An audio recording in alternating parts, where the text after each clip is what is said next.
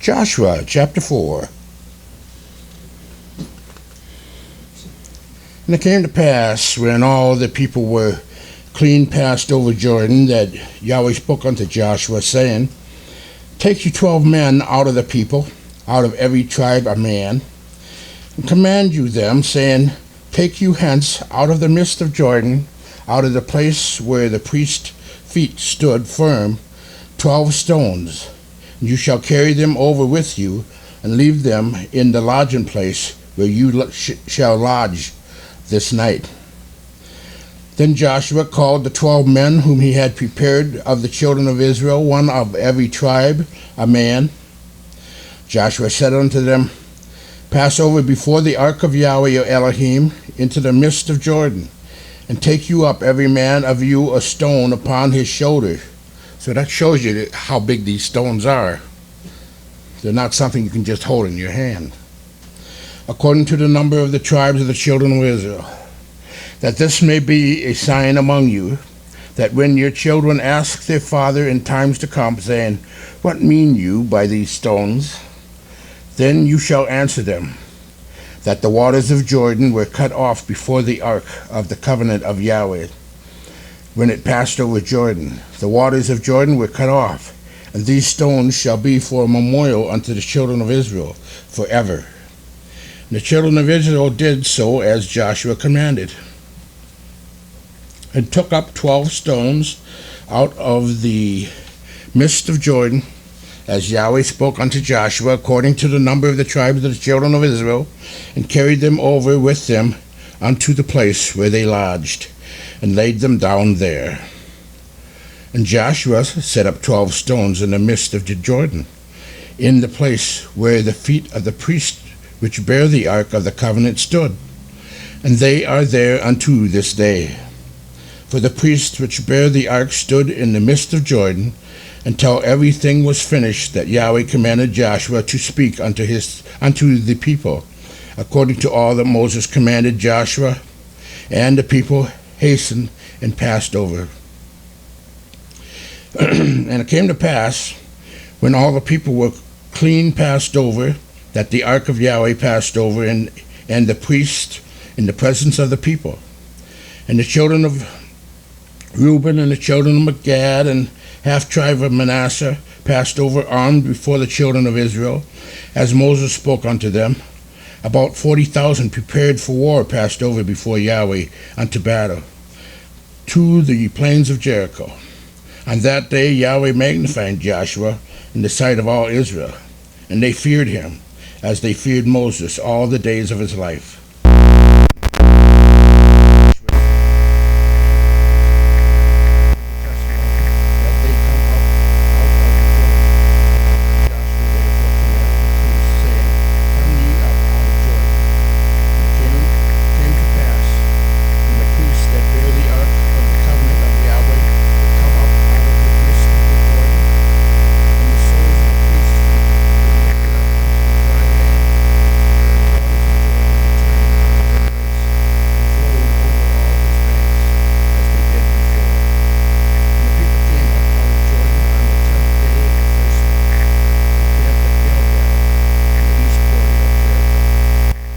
Those 12 stones which they took out of Jordan did Joshua pitch in Gilgal.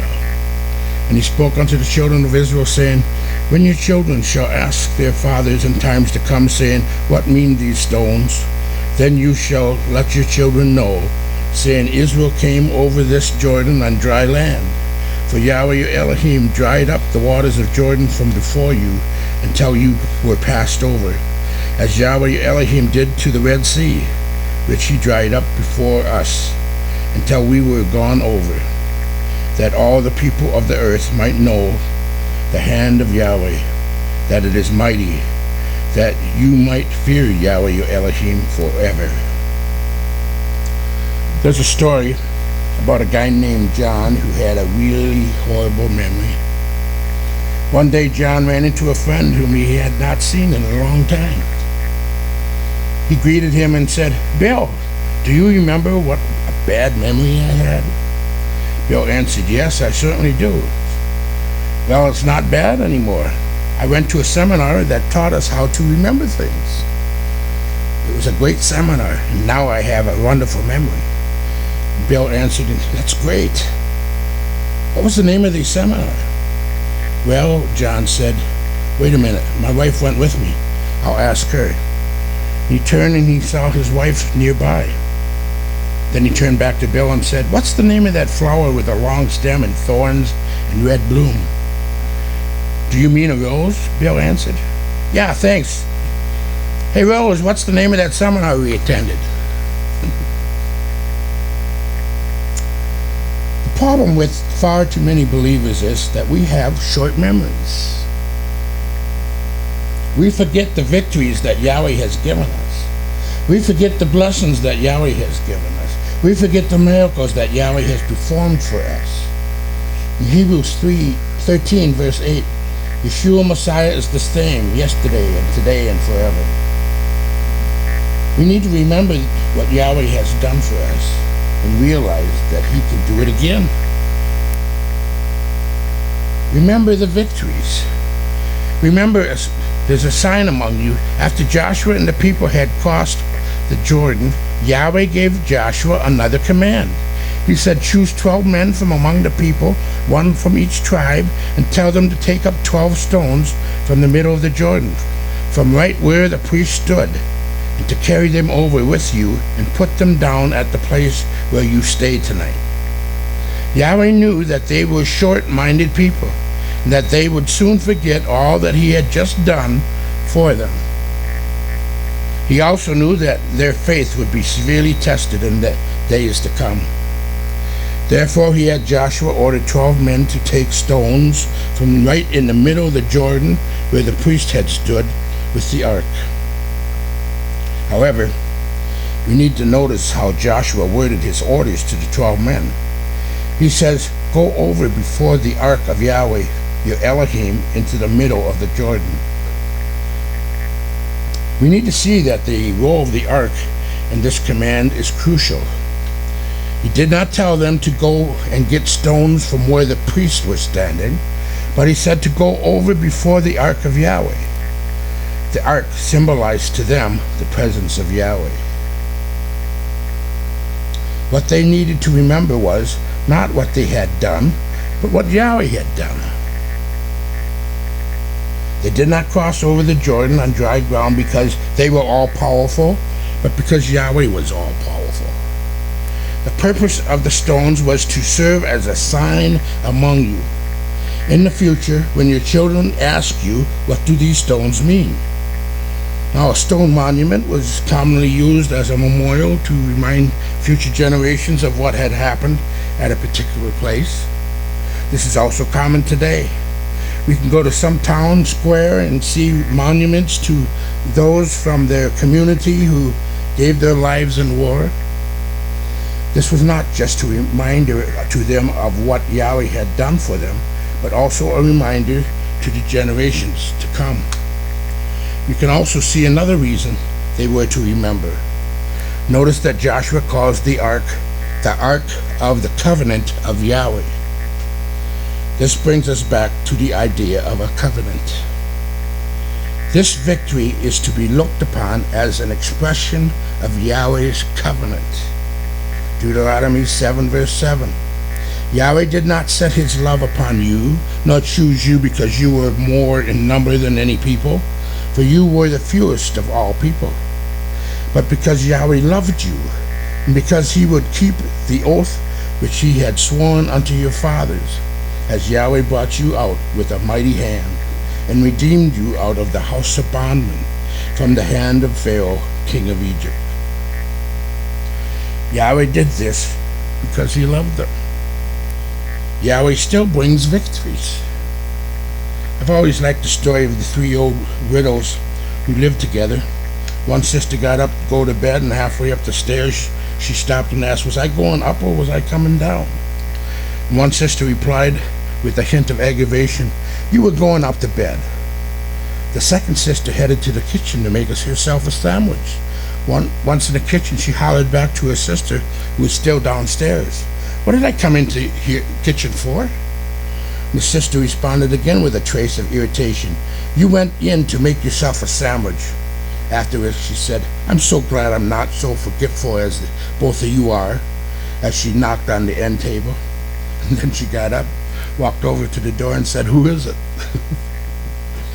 You know, we laugh about things like that. But isn't that exactly how we are when it comes to Yahweh?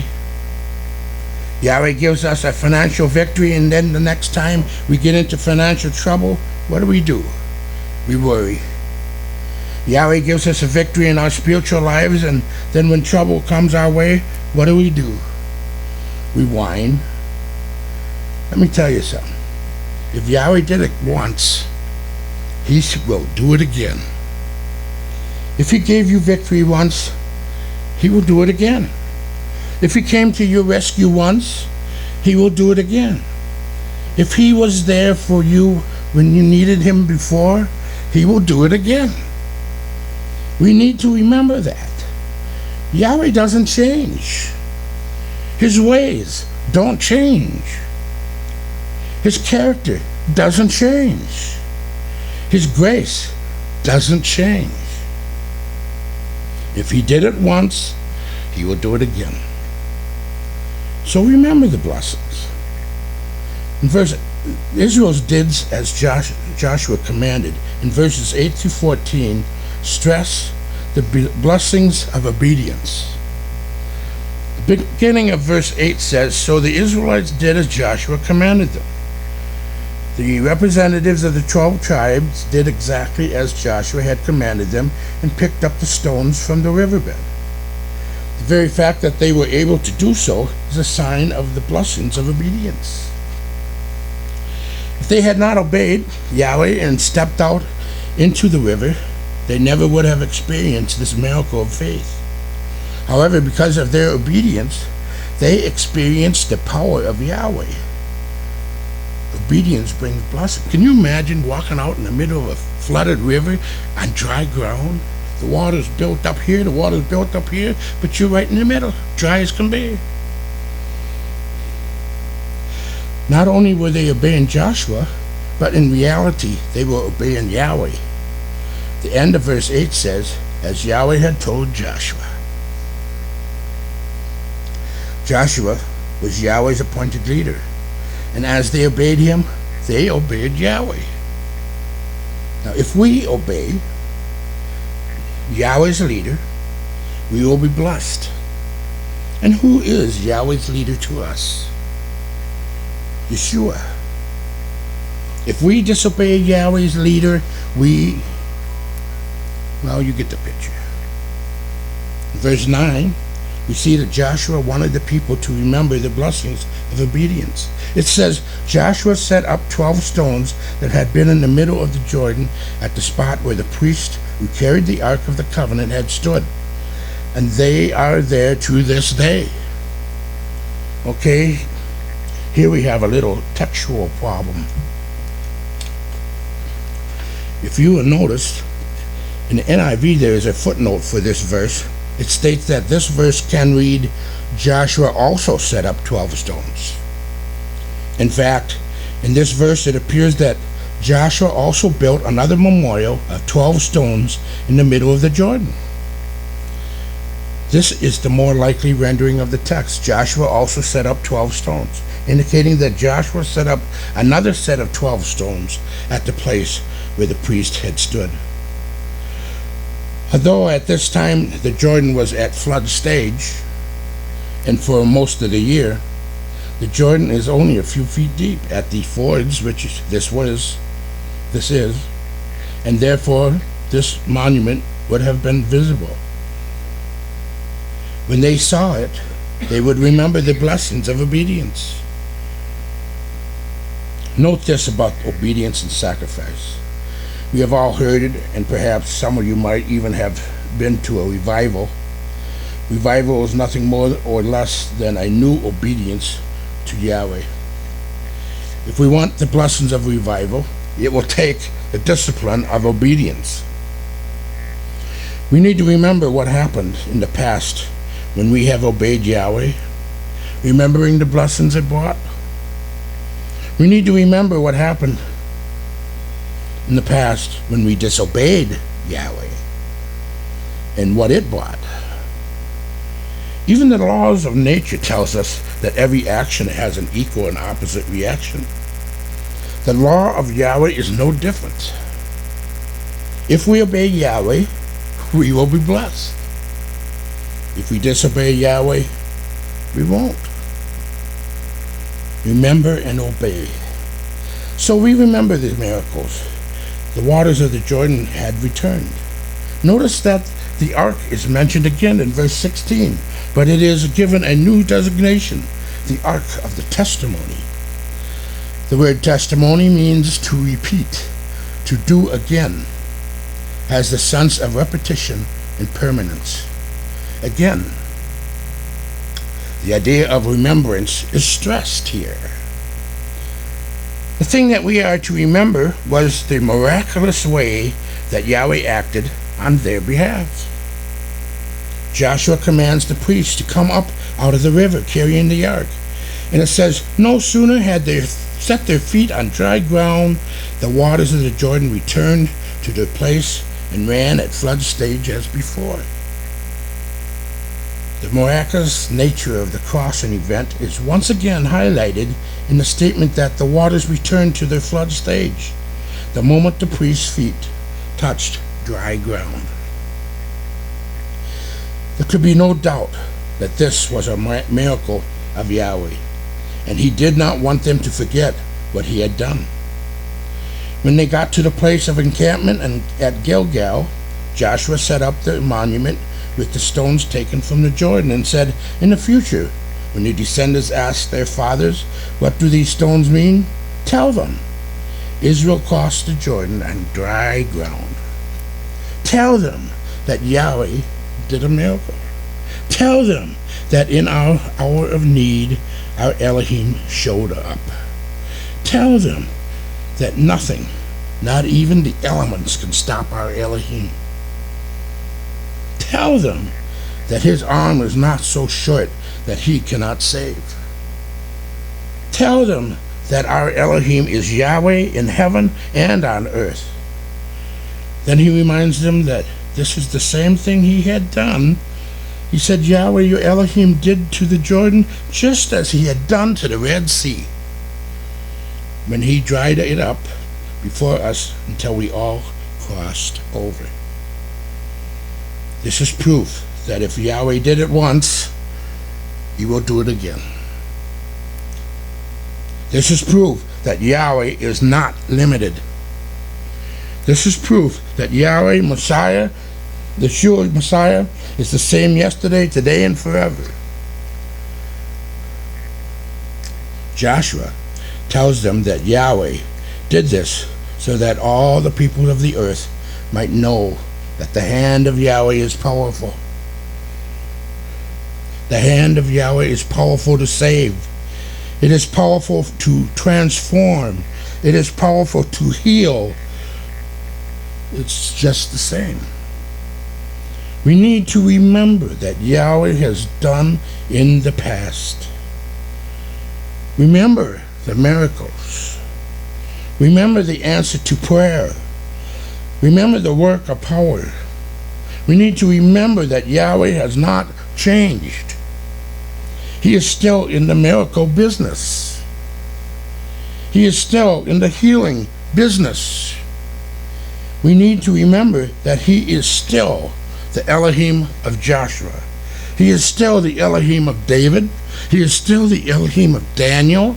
He is still the Elohim of Abraham, Isaac, and Jacob. Remember what he has done in the past and believe him to do it again. We need to put some memorial stones in our lives. We need to remember the victories in our lives. We need to remember the blessings in our lives. And we need to remember the miracles in our lives. What do you need to remember? What do you need to trust him today? May you always remember. Yahweh bless.